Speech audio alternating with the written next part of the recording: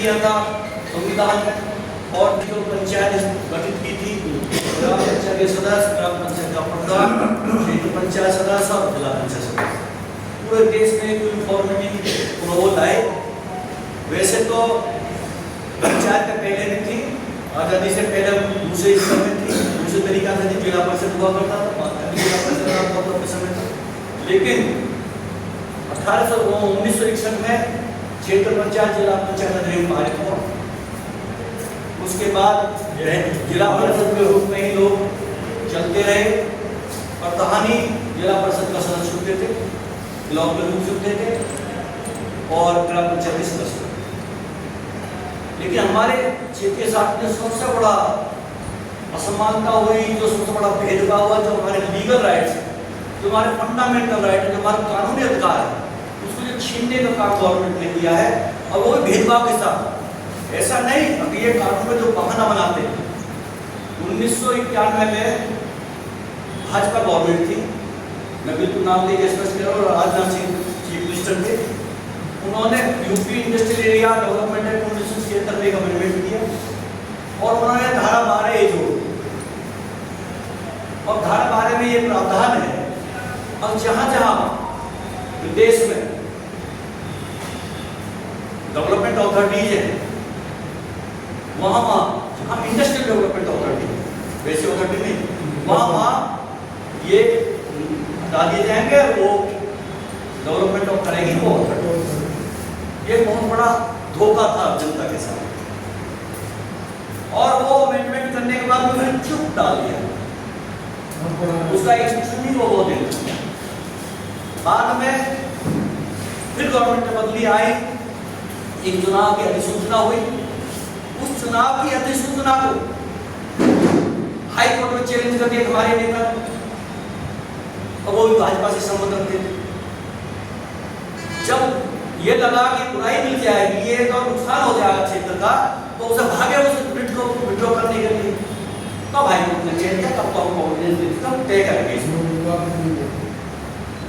और high court ने तय की, और हाई कोर्ट ने जब तय की, state gram panchayat versus union of India 1998 का AIR का रिपोर्टेड केस है सुप्रीम कोर्ट का, गुजरात का, उसमें सुप्रीम कोर्ट कह चुका है सब। अब इस तरीका से खास कर खड़ेगा, जब मैं भेदभाव वाली जो बात बता रहा था, हमारे प्रदेश में लगभग 8 या 9 प्रमुख साहब बैठे हैं, सारा डिटेल पता है, 8-9 ऐसी इंडस्ट्रियल डेवलपमेंट अथॉरिटीज हैं, लेकिन केवल जनपद गौतम बुद्ध नगर में चुनाव नहीं होता, बाकी सब जगह चुनाव होता। ये देखिए आप कितना बड़ा भेदभाव आपके साथ। आप एक तरफ तो कहने के कानून की धारा आपके आड़े आ रही है, संविधान की धारा 241 आपके खिलाफ है।